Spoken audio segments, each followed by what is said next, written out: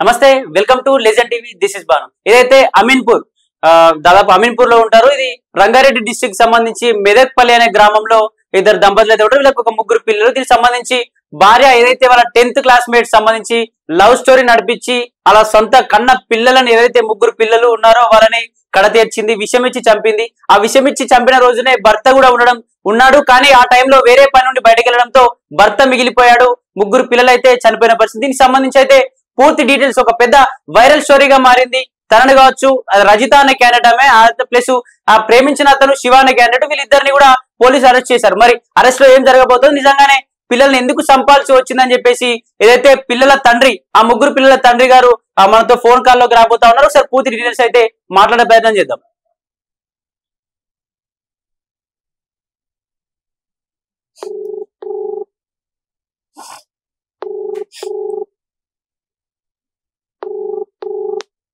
Hello hello Chennai గారు, మేము legend TV అండి.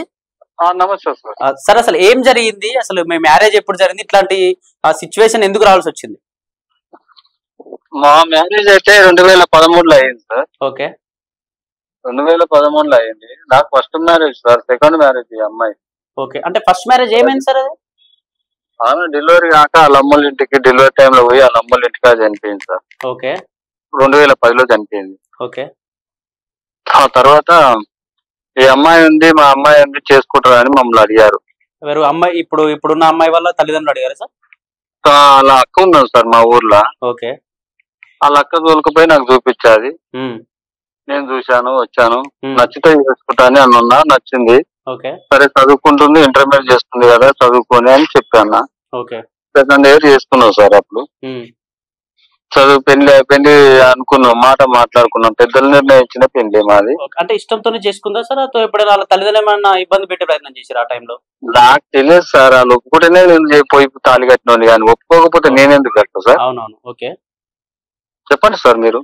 అదే అండి, ఇప్పుడు వాళ్ళ తల్లిదండ్రులు అప్పుడు బలవంతంగా ఏమైనా పెళ్లి చేశారు అమ్మాయికి? ఏదైనా తెలిసిందా మీకు ఆ టైంలో? నాకు చెప్పలేదు సార్. బలవంతంగా చేసుకున్నాము. బలవంతంగా చేస్తే నేను ఆమె చేసుకోవాలని అవసరం ఏమన్నా సార్? నేను వేరే అమ్మాయిని ఎత్తుకుంటుంటే ఓకే. అప్పుడు ఒప్పుకొని మాకు మా పిల్ల పేరు మీద నీకు రెండో సంబంధం కదా, రేపు మా పిల్ల పేరు మీద ఆస్తి ఉండాలంటే మేము 2 ఎకరాల భూమి చేస్తాం. చేస్తేనే కదా సార్. ఒప్పుకున్నందుకే మేము పెళ్లి చేసుకున్నాం. పెళ్లి చేసుకుని 13 సంవత్సరాల జీవితం గడిపినాం. గడిపిన తర్వాత గెట్ టుగెదర్ పార్టీ అని అన్నది. ఎప్పుడు 10th క్లాస్ వాళ్ళు గెట్ టుగెదర్ పార్టీ పెట్టుకున్నారు సార్. మేము ఎప్పుడు పీక్లాడకపోయాం సార్. పెళ్ళైన కొత్తలో మాట్లాడాను, పీక్లాడినాం సార్ ఒకసారి. ఎట్లా అయిందంటే, నువ్వు భూమి చేయలేదు సార్. పెళ్లి అయిన దాకా నేను భూమి చేయలేదు, పెళ్లి అయినాక భూమి చేసిన. ఆమె పేరు మీద చేశారా? ఆమె పేరు మీద చేయించాను. ఎంత చేశారు? 2 ఎకరాలు మేము కొనుక్కు చేశాను సార్ నేను. అప్పుడు ఆ 2 ఎకరాలు చేసినప్పుడు మరి నీకు నేను అప్పుగా గొడవ పడ్డాను సార్. నువ్వు పెళ్లి చేసుకున్నావు కానీ పెళ్లికి ప్రేమత్వం చేసుకున్నావా, నువ్వు ఆ భూమి కోసం, ఆస్తి కోసం చేసుకున్నావా అని అడిగాను. అప్పుడు కొత్తలో పెళ్లి చేసుకున్నప్పుడు అడిగారా? అడిగాను. ఓకే, ఏం చెప్పారు? అడిగితే భూమి కావాలి, నువ్వు కావాలని అప్పుడు మాట్లాడారు. 13 సంవత్సరాలు 3 పిల్లల జీవితం గడుస్తుండగా గెట్ టుగెదర్ పార్టీ నా 3 నెలలు అయింది సార్ నాకు తెలిసినంత వరకు. ఆ పార్టీ అయిపోయి 3 నెలలు అయిపోతుందండి. నాకు ఫోన్ మాట్లాడుతుంటే విన్నా సార్. అది 10th క్లాస్ పిల్ల ఒక అమ్మాయి మాట్లాడింది. అమ్మాయి మాట్లాడుతున్నది. మాట్లాడితే గెట్ టుగెదర్ లేదు, ఏ గెదర్ లేదు, నువ్వు పోతే స్కూల్కి వెళ్ళు. ప్రైమరీ స్కూల్లో చెప్పేది సార్ ఈమె టీచర్ గా. స్కూల్లో చెప్పేది మీరు చెప్తే స్కూల్కి వెళ్తే వెళ్ళండి, లేకపోతే ఇంటికాడ ఉండు మూసుకొని అని చెప్పి వెళ్ళి పనికి వెళ్ళాను సార్ నేను. నాకు తెలియకుండానే గెట్ టుగెదర్ పార్టీకి జాయిన్ అయ్యింది, అన్ని చేసింది. ఏం తెలియనట్టు మళ్ళీ నన్ను 3 నెలల నుంచి నన్ను ఎంత ప్రేమ చూస్తుందంటే అంత ప్రేమ. నన్ను చూసుకునేది, నా పిల్లలను కొట్టేది సార్. పిల్లల్ని కొట్టేదా? కొట్టేది.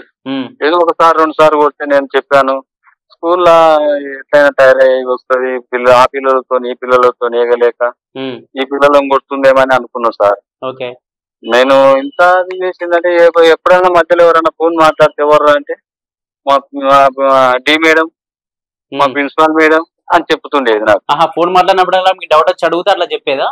అట్లా చెప్పేది. గెట్ టుగెదర్ అయినాకనే నాకు డౌట్ వచ్చింది సార్. అది చెప్పిన తర్వాత చెబితేనే మా డి మేడం, ఆ మేడం అని చెప్తుండేది. సరేలే ఆడపిల్లలు మాట్లాడతారు కదా అని అనుకున్నా నేను. ఈ ఓకే. పేరెంట్స్ మాట్లాడరు కదా సార్ అవును. స్కూల్ పిల్లలకు. మా పిల్ల రాలేదు ఈ రోజు, లెసన్ ఏది ఉందమ్మా, అవును. ఏది పెట్టమ్మా. టీచర్స్ ఫోన్ చేస్తా ఉంటారు పిల్లలు తల్లిదండ్రులు. మరి మేము కూడా చేస్తాం సార్. మా పిల్లలకి ఏదైనా జ్వరం వచ్చి ఏదన్నా ఉన్నప్పుడు, మేడం ఇది క్లాసు ఇది మిస్ అయింది, ఉమ్, మా అమ్మాయి కానీ మా అబ్బాయి కానీ మేడం ఉమ్, అని నేను మాట్లాడేది. ఆ మేడాలతో మాట్లాడి ఉమ్, మా పిల్లలకి పెట్టండి అని చెప్పేది. ఓకే. అట్లా చేసిన ఉంటుంది సార్. ఉమ్. మరి ఓకే అండి. అసలు ఎప్పుడైనా మీ మధ్య గొడవలు వచ్చే ప్రయత్నం ఏమైనా జరిగిందా ఈ విషయంలో?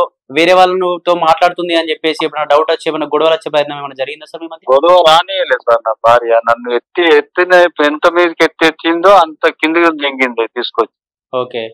మా భార్య. అంటే ఈ టైంలో మా- తెలిస్తే బాగోదేమో అని చెప్పి నటించింది అని అనుకోవచ్చా? నటించింది ఉమ్, నటించింది ఓకే. ఎవరికి తెలియకుండా మేనేజ్ చేసింది. ఎవరికి తెలియదు, నాకు ఉమ్, తెలియదు అసలు. ఓకే. ఆ శివోడో అలా ఎవడో ఈడెవడో నాకేం తెలుసు. ఉమ్, మీరు ఇప్పుడు మీడియాలో చూపించినాక, మీరు సెల్ అందులో చూసినాక చెప్తున్నాము అని. ఓకే. నాకు డౌట్ వచ్చింది అప్పుడే గెట్ టుగెదర్ పార్టీకి. ఉమ్. అంతే సార్. నన్ను అంటే గెట్ టుగెదర్ పార్టీకి వెళ్ళింది కదా సార్. వెళ్ళినప్పుడు మీరు నాకు చెప్పకుండా వెళ్ళావా అని చెప్పేసి ఏమన్నా అడిగే ప్రయత్నం చేశారా మీరు? సార్ అది పోయింది పోయింది కూడా నాకు తెలియదు సార్. అది ఓకే. తెలియకుండానే చేసేసింది. నాకు తెలియదు. స్కూల్కి వెళ్తున్నా అని చెప్పేది. ఉమ్, స్కూల్కి వెళ్ళినప్పుడు నేను స్కూల్కే పోయింది అనుకుంటాం కదా సార్. మళ్ళీ 4 గంటల వరకు ఇంటికానే ఉండేది. ఉమ్, ఎప్పుడు పోయినట్టుగా అనిపించకపోయే. ఓకే. మరి ఎట్లా డౌట్ వస్తుంది సార్ మనకు? అవును. కాదు కదా సార్. ఉమ్, నువ్వు పిల్లల స్కూల్ టైం కొరకు వచ్చి ఇంటికానే ఉన్నావు. అవును. ఇంటికాడ ఉన్నప్పుడు నాకు ఎట్లా డౌట్ వస్తుంది? ఉమ్, ఏడుకొని ఇంత రాత్రి లేట్ అయినా అని నీకు అడగనికి రాదు కదా. అవునవును. మళ్ళీ నా పిల్లల స్కూల్కి వెళ్ళి తోలుకొచ్చేది. ఉమ్, ఎప్పుడన్నా తోలుకొచ్చేది. అట్లాంటప్పుడు డౌట్ ఎట్లా వస్తుంది సార్? నాకు అవునవును. లేదు. అంటే డౌట్ రాకుండా మిమ్మల్ని మేనేజ్ చేసింది. చేసింది. ఉమ్. అంటే ఎట్లా జరిగింది ఆ రోజు రాత్రి? అంటే భోజనంలో పెట్టిందా పిల్లలకి? అంటే మీకు కూడా పెట్టిందా? మీరు టైంలో లేరు అని చెప్తా ఉన్నారు. అసలు ఏం జరిగింది? నేను పొద్దుగాల లేచిపోయి డ్యూటీ చేసుకున్నా సార్. నా సొంతం బండి, ఉమ్. నా ఏం పని చేస్తారు? Water tanker. ఉమ్, ఇప్పుడు వేసవి కాలం కదా సార్. అవునవును. గిరాక్ ఫుల్ ఉంది. ఉమ్, ఉదయాన్నే వచ్చాను, ఇంటికి వచ్చిన 9 గంటలకు వచ్చిన. ఉమ్, 9 గంటలకు వచ్చి అన్నం తిన్నా సార్. ఉమ్, 9 గంటలకు వచ్చినప్పుడు ఇంటికి వచ్చినప్పుడు మా పెద్దబాబు ఇంట్లోకి వెళ్ళి బయటికి వెళ్ళిండు సార్. ఉమ్, తిన్నావా నాన్న అన్న ఉమ్, మా పెద్ద అబ్బాయిని. ఓకే. చిన్న డాడీ అని మా పెద్ద అబ్బాయి అన్నాడు. ఉమ్, మా అమ్మాయి బెడ్రూమ్ లోకి వెళ్ళి వచ్చింది. నేను ఇంట్లో కాలేజీలు కడుకొని పోయినాక ఇంట్లోకి పోయినాక మా అమ్మాయి వచ్చింది. ఉమ్, అమ్మాయి వచ్చేవరకు ఏం నాన్న డల్గా ఉన్నా అంటే, నాన్న నాకు తల తిరుగుతుంది జరా అన్న. ఉమ్, మరి హాస్పిటల్కి వెళ్ళొచ్చు కదా రజిత, నువ్వు పిల్లలకు ఇంత వస్తే కూడా చెప్పవు, ఉమ్, మరి ఇంత నిర్లక్ష్యం ఎత్తరా అని ఒకసారి అన్న ఈ మాట అన్నా సార్. ఓకే. సరే నేను రేపు పొద్దున చందన తీసుకెళ్తా విష్ణువర్ధన్ దానికి, ఉమ్, ఈడ చూపిస్తే తగ్గుతలేదు, చందన తీసుకెళ్తా అన్నది. సరే నువ్వు రేపు పొద్దుగాల స్కూల్ మానేసి అయినా సరే పిల్లలు తీసుకొని వెళ్ళు, ఓకే. నాకు పని ఉంది కదా, పని విడిచిపెట్టి నేను పొమ్మంటే నేను పోతా, ఉమ్, నీ ఇష్టం అని అన్నా. ఉమ్, లేదు నేను పోతలే అన్నది. సరేలే అని నేను అన్నా. ఓకే. అన్నం తిన్నా సార్. ఉమ్, నేను అన్నం తినేటప్పుడు మా బుజ్జితోని కూర్చొని మా బుజ్జిని ఒళ్ళో కూర్చొని పెట్టుకొని ఉమ్. పెరుగన్నం తినబెట్టింది సార్. అంటే అందరికి పెరుగన్నమే పెట్టిందా సార్? నాన్నేం తినలేదు సార్ పెరుగన్నం. ఓకే. నేను ఎందుకు తినలేదంటే నేను డ్రైవింగ్ చేయాలి. సో ఆ టైంలో ట్రాఫిక్ ఎక్కువ ఉంటుంది సార్. ఉమ్, ఓకే. ఆ ట్రాఫిక్ ఎక్కువ ఉంటే నాకు పెరుగు తింటే నిద్ర వస్తుందని నేను తినలేదు సార్. ఎప్పుడు రాత్రి టైంలోనా అండి? రాత్రి టైంలో సార్. ఉమ్, రాత్రి టైమే సార్. ఓకే. ఆ టైం ట్యాంకర్ వేసడానికి పోయినా వచ్చిన సార్. ఓకే. ట్యాంకర్ వేసినా వచ్చిన తర్వాత 11:22 నిమిషాలు 25 నిమిషాలు అయి ఉండొచ్చు సార్ నేను ఇంట్లోకి వచ్చే వరకు. ఉమ్, ఆ టైంలో నేను డోర్ కొట్టాను సార్. ఉమ్, డోర్ కొట్టే మా భార్య డోర్ తీశాను సార్. ఓకే. డోర్ తీసేరావంటే నాకు నిద్ర వస్తుంది, నాకు కొంచెం నీరసంగా ఉంది అని అన్నది. ఉమ్, సరే పండుకో అని నేను అన్నా. ఉమ్, నేను వండే వరకు 12 అయింది సార్. అటు ఇటు ముసలే వరకు 12 అయింది. ఓకే. పండుకున్నా. నేను నిద్రలోకి వెళ్ళిన, పొద్దున్న దాకా పనిచేసి నేను కూడా నిద్రలోకి వెళ్ళిపోయినా. ఉమ్, వెళ్ళిపోయిన తర్వాత 2:30 ప్రాంతంలో గొంతుబాయ అని కాళ్ళు అటు ఇటు కొట్టుకున్నారు సార్. ఓకే. మీ భార్య? మా భార్య. ఏమైందని లేచి మా భార్య లేపి లేస్తలేదు. ఉమ్, లేవకపోతే మా పెద్ద కింద వండబెట్టేసి ఉమ్, మా పెద్ద అబ్బాయి తనకి వెళ్ళాను సార్. ఓకే. మా పెద్ద అబ్బాయి అప్పటికి చచ్చిపోయింది సార్. ఓకే. మా చిన్న అబ్బాయి పక్కనే ఉన్నారు సార్. ఉమ్, మా చిన్న అబ్బాయిని పట్టుకొని చూశాను సార్. ఉమ్, ఆయన చనిపోయిండు. ఉమ్, మా ఇద్దరి మధ్యలో మా అమ్మాయి వండుకొని ఉన్నది సార్. ఓకే. ఆ అమ్మాయి కూడా చనిపోయింది. ఉమ్, నేను నేర్చుకుంటా ఆ ఇంటికి ఈ ఇంటికి గేట్లు కొట్టాను సార్. అంటే మీకు ఆ రాత్రిలో చనిపోయారని ఎట్లా పసిగట్టారు మీరు అసలు? సార్ వాళ్ళు గాలికి బిగ్గర అయిపోయారు సార్. చనిపోయిన మనిషికి బతికిన మనిషికి తేడా తెలియదా సార్? అవును, తెలుస్తుంది సార్. నేను ఇట్లా రిటర్న్ పట్టుకున్నప్పుడు ఏంది డాడీ అని నా పిల్లలు నాకు అడుగుతాడు. అవును, లేదంటే నాకు నీరు వస్తుందని ఆలలో వస్తారు. వీళ్ళు ఏమంటలేరు సార్, గట్టిగా అయిపోయారు, ముదురుకున్నారు. ఇట్లా రిటర్న్ పట్టుకుంటే మీరికి లేస్తారు. నా బాధ దేవునికి ఇంకోనికి రావద్దని సార్ ఆ బాధ. ఓకే, ఇప్పుడు వాళ్ళని తీసుకెళ్లిన తర్వాత తెల్లారి మీరు హాస్పిటల్కి తీసుకెళ్లారు. తీసుకెళ్లిన తర్వాత డాక్టర్స్ ఏం చెప్పారు? పాయిజన్ ఇచ్చారని చెప్పారా? ఏం చెప్పారు? డాక్టర్ దగ్గరికి పోయాను సార్. ఈ పిల్లలు చనిపోయిందని నేనే చెప్పాను సార్. పక్కన కాలనీలో ఉన్న వాళ్ళందరికి నేనే చెప్పాను సార్. 3 పిల్లలు చనిపోయారు, ఈమె సాగు బతుకులు ఉంది, బతికియండి సార్ అని కాలు మొక్క అంటే ఒక రిటైర్డ్ అయిన సార్ టీచర్ గారు వచ్చి అలా కారు ఇచ్చి పిల్లగాన్ని ఇచ్చి తోలిచ్చారు సార్. హాస్పిటల్ అడ్మిట్ చేసుకున్నారు, చేపించారు. ఎవరిని? మీ భార్యను తీసుకెళ్లారు హాస్పిటల్ కి? నేను తీసుకెళ్లాను సార్. నేను పక్కన 2-3 తీసుకుపోయి చూపించాము. ఈ 3 పిల్లలు చనిపోయారు. అప్పటికి మాకు తెలిసిన సార్, ఆయన నా కాలింగ్ లో ఉండే ఒక నెంబరు, ఆ నెంబర్ సార్ ఫోన్ చేసే సార్ గిట్ట అయిందని అంటే ఆ number sir police station complaint ఇచ్చి పోలీసు వాళ్ళని పిలిపించుకొని మళ్ళీ అంబులెన్స్ తీసుకొని ఇంటికి వచ్చి చూసి వచ్చి మళ్ళీ హాస్పిటల్ కాడికి వచ్చి బిల్లు కట్టింది సార్ ఆయన. నాకు తెలిసిన సార్. అంటే మీకు ఎప్పుడు తెలిసింది మీ భార్యనే విషయం పెట్టి చంపేసింది పిల్లల్ని అని చెప్పి మీకు ఎప్పుడు తెలిసింది? సార్ మా భార్య పెట్టిందా ఎవడు పెట్టిందా అని తెలియదు సార్. వీళ్ళందరూ విషమే తిన్నారని అనుకున్నాను నేను. నేను మా భార్యను, నా పిల్లలు చచ్చిపోయినప్పుడు నా భార్యను చంపడానికి ఎంత క్షణం కాదు సార్. అవును, వీళ్ళు ఎవరు చంపారు, వీళ్ళు ఇంకా ఏముంది కుట్ర బయటికి వెళ్ళాలి సార్. నా భార్యను బతికిండి అని చెప్పి మొత్తుకున్నా సార్. దాదాపు 80,000 వరకు ఖర్చు అయితే కూడా పెట్టుకున్నారంట మీరు? పెట్టాను సార్. ఇప్పుడు ఎవరు పెడతారు? నేనే పెట్టాను. అవును, నేను పోలీస్ స్టేషన్ ఉంటే మా తమ్ముళ్ళు వచ్చి ఊర్లోకి వెళ్ళి వచ్చి వాళ్ళు కట్టారు. బిల్లులు ఉన్నాయి. నేను కట్టిన బిల్లులు లేవు. నేను కట్టి పోలీస్ స్టేషన్ కి వెళ్ళిన బిల్లులు లేవు. ఆ మురళీ సార్ అనేటానే కట్టిన బిల్లు లేవు. ఇక వాళ్ళు ముందుగా కట్టినవి లేవు. పోయి చూపించాను, వచ్చాను సార్. మరి 15 నిమిషాల మందు తాగిన వాళ్ళు కోలుకుంటారా సార్? అవును, 15 నిమిషాల ఏం రచిత ఏం తిన్నావని అడిగాను. నేను ఏడవకుండా పోయి, ఏడవకన్నారు డాక్టర్ గారు. ఏడవకుండా పోయి అడుగు ఏమైంది అని అడిగితే 15 నిమిషాల్లో అడిగితే ఏమైంది, నాకు ఏమైంది తీసుకెళ్ళు ఇంటికెళ్ళు అని అన్నారు. నీకు హెల్త్ బాగాలేదు, ఉండు రజిత చూపిస్తున్నా చూడు, ఉండు తెచ్చేపు ఆగు అంటే ఇంటికి వెళ్దామని చెప్పారా సార్ మీతో? అంటుంది. అంతా గేమ్ సార్. ఇప్పుడు ఆ సార్ వాళ్ళు చెప్పారు నాకు, ఈమెకి ఏమీ లేదు, మరి పిల్లలు ఎట్లా చనిపోయారో తెలియదు. ఆ సార్ వాళ్ళు కూడా పోలీస్ స్టేషన్ కంప్లైంట్ ఇచ్చేసారు, ఇట్లా అయింది అని చెప్పి ఫోన్ చేస్తే ఆ పోలీసు వాళ్ళు నన్ను పట్టుకుపోయారు. ఏమన్నారు మిమ్మల్ని పట్టుకెళ్ళి? మనీ అన్నాడు ఎవరికి అడిగారు సార్. నా ఫోన్ లో అప్పటి వరకు ఇంటికానే ఉన్నాయి, నా తాను లేకుండా ఉండే. ఇంట్లోనే ఉండే, బయట పెట్టేసి ఉన్నా. బయటికి వెళ్ళి వాళ్ళు పోలీసు వాళ్ళు తీసుకున్నారు, చూసారు, కాల్ డేటా చూసారు. నన్ను అడిగే వరకు అడిగాను సార్. నేను అంత కషాయాన్ని అయితే గాను, నేను మానవత్వం ఉన్న మనిషిని. సాగు బతుకులు ఉన్న నా భార్యను బతికేయమని అడిగాను, బ్రతికింది.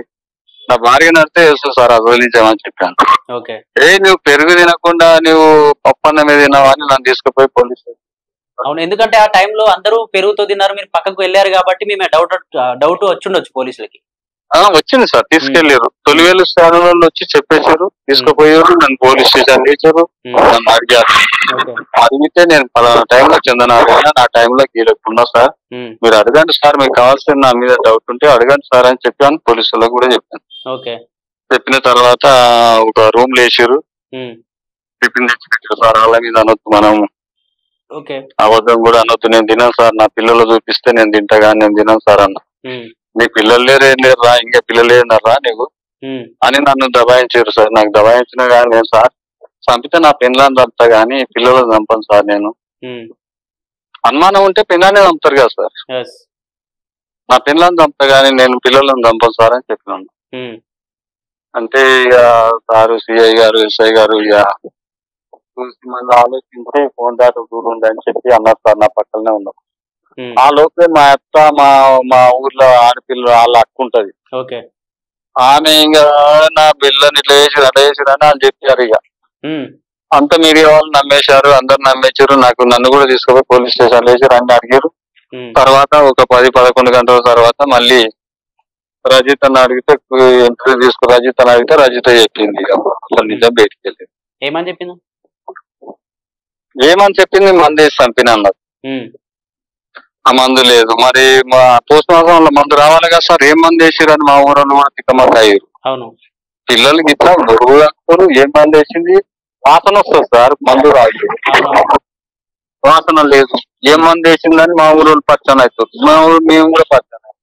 ఏం మందు అయింది, ఏం పెట్టింది, ఎవరు పెట్టిందని అసలు నిజం బయటికి రావాలని చెప్తే ఇట్లా శివతో ఎఫ్ఐఆర్ ఉందని పోలీసు వాళ్ళు చెప్పారు. నన్ను అడిగారు. నన్ను అడిగితే నేను 3 నెలల నుంచి అయితే ఫోన్ మాట్లాడేది కానీ ఆడవాళ్ళు లెక్క మాట్లాడినప్పుడు మనం ఏమంటాం సార్? అవును, గుర్తుపడతామా సార్? లేదు లేదు. నేను వేరే అమ్మాయితో మాట్లాడితే ఏమే తిన్నావా పోయినావా అని అంటే నీకు గుర్తుపడతావా సార్? లేదు లేదు. అట్లా మాట్లాడేది నా ముందల. మా టీచర్ అనుకునేది నేను, నా మనసు నాకు తెలియదు కదా సార్. అవునవును, అంటే స్కూల్లో పనిచేస్తుంది కాబట్టి టీచర్లా లేకపోతే పిల్లల తల్లిదండ్రులు ఎవరో అనుకున్నాను నేను సార్, అది అసలు విషయం. ఇప్పుడు ఎట్లా, ఇప్పుడు ఆమె చనిపోయిన తర్వాత, పిల్లలు చనిపోయిన తర్వాత చివరి చూపా ఇట్లా రండి అని చెప్పేసి మీ రజిత గారి దగ్గరికి మీరు వెళ్ళే ప్రయత్నం చేశారా? ఆమె ఏమన్నారు? వెళ్ళినా సార్, అక్కడ ఎస్ఐ గారు ఉండే మేడం ఉన్నది, ఎగ్రిసెట్ కాలనీ ఎస్ఐ మేడం ఉంది. ఆమెను పోయి మేడం చివరి చూపు మేడం, చనిపోయిన వాళ్ళు తిరిగి రారు, చూసుకుంటూ వస్తుంది మేడం, ఒక్కసారి పంపిరంటే లేదు బాబు నిన్ను పంపిస్తా కానీ నువ్వు వెళ్ళిపో, నీకు తప్పు లేదు, నువ్వు వెళ్ళిపో, నీవేం లేదు, ఇక మేము ఆమెదే ఉన్నది ఇక మొత్తం. ఆమె కోపం వచ్చి ఆమె తిట్టింది, పిల్లలు చంపుతుందా ఇది, పోయేదామంటే పోయేది ఉన్నది కానీ పిల్లలు చంపుతుందా అని ఆమె కూడా చెప్పింది. తిట్టి ఆమె కూడా ఎలగొట్టేసి నన్ను వెళ్ళిపో బాబు, నువ్వు నీ పిల్లలకి ఏమైనా చేసి ఏంటో చెప్పు, నువ్వు ఇదేందుకు నీకు పో అని ఎలగొట్టేస్తే వెళ్ళిపోయినాం సార్. వచ్చి దాన సంస్కారాలు చేసినాం. దాన సంస్కారాలు చేసేటప్పుడు సంబంధించిన తల్లిదండ్రులు వచ్చారా సార్? ఈ పిల్లల యొక్క అమ్మమ్మ కావచ్చు, తాత కావచ్చు వచ్చారు సార్. 5 వద్దులు అయిన దాకా ఉన్నారు సార్. ఉన్నారా? ఉన్నారు సార్. అంటే వాళ్ళని ఏమన్నా అడిగే ప్రయత్నం చేసిరా మీరు, మీకు తెలుసా అని చెప్పేసి? ఇట్లా అడిగినాము, నాకు తెలియదు అన్నారు. నాకు తెలియదు. సార్ నాకు ఒక డౌట్ సార్, చెప్పండి. నేను వీళ్ళిద్దరికి అడ్డు నేనున్నా, నన్ను చంపాలి, పిల్లలు ఏం పాపం చేసి పిల్లల్ని ఎందుకు చంపారు? ఆ వెనుక ఏం కుట్రుందో అది చెప్తలేరు సార్ నాకు ఇప్పటి వరకు. అంటే కోర్టులో ఉంది కాబట్టి త్వరలో మీకు న్యాయం జరగబోతుంది అనుకోవచ్చుగా? న్యాయం జరుగుతుందా జరగదా నేను చూస్తానా చూడనా అనే ఫీలింగ్లు ఉన్నా సార్. నేను ఇప్పటికీ నా పరిస్థితి ఏం బాగలేదు, నేను చెప్పుకుంటే ఏదో గ్లూకోజ్ మీద పెట్టుకొని మాట్లాడుతున్నా. నేను నాకు కూడా అంతంత మాత్రం ఉంది సార్. నేను చూడాలన్నా చూస్తానా, నాకు చూడను అనే ఆలోచన ఉంది నాకు. ఓకే, ఇప్పుడు శివన్ కూడా అరెస్ట్ చేశారా సార్? శివ ఏదైతే ఎఫ్ఐఆర్ పెట్టుకుందో వాళ్ళతో శివన్ కూడా అరెస్ట్ చేశారా? చేసిరు సార్, చేసిరు, కోర్టుకు పంపించారు అని ఆయన ప్రెస్ మీట్ పెట్టి చెప్పారు కదా సార్. నేను ఫోన్ లో చూసిందే, ఆయన ఎవడు ఇట్లని కూడా నాకు తెలియదు సార్. ఆ ఫోన్ లో చూసింది, ఫోన్ లో సోషల్ మీడియాలో వస్తేనే మీకు తెలిసింది ఈ క్యాండిడేట్ ఫలానా క్యాండిడేట్ నిజంగా లవ్ స్టోరీ నడిపించిందని అప్పుడే అర్థమైందా మీకు? అంతే సార్, నాకేం తెలుస్తా ఆమె ఏం చేస్తుంది, స్కూల్ టీచర్ కదా అని నేను నమ్మాను. నమ్మి గుడ్డి పోకుండా పోయినా. నా భార్య, నా పిల్లలు, 3 పిల్లలు ఉంది, నా భార్య ఇంకోటి చంపేస్తుందని నేను కలలో కూడా ఊహించుకోలేదు. నాకు కూడా గెస్ వేసింది అంట గానీ నేను ఆ రోజు టైం కు బయటికి వెళ్ళిపోవడం వల్ల నేను దొరకలేదు. ఆడికి సార్ అన్నాడు, ఎస్ఐ అన్నాడు ఆడ చందన పటంచెరులా, అరే నీవు నీ భార్య నీ ఇంకా చందన దాకా వచ్చిందిరా, నువ్వు ఏం మాట్లాడుతున్నావురా, నువ్వు నా వార్తలు చెప్తున్నావు, నీ భార్య ఫోన్ నేను ట్రాక్ చేసి చూసినా, నీది ఏడున్నదిరా నీ భార్య అంటే, లేదు సార్ ఖచ్చితంగా నా భార్య నా ఇంట్లోనే ఉన్నదని నేను మాట్లాడుతున్నా. నేను డోర్ వైపు వచ్చినప్పుడు నేను మాట్లాడినా కదా, మా భార్య డోర్ తీసింది సార్ అన్న. నీ భార్య లేదురానేమో సార్ అంటాడు, ఉన్న సార్ అనేమో నేను అంటున్నా.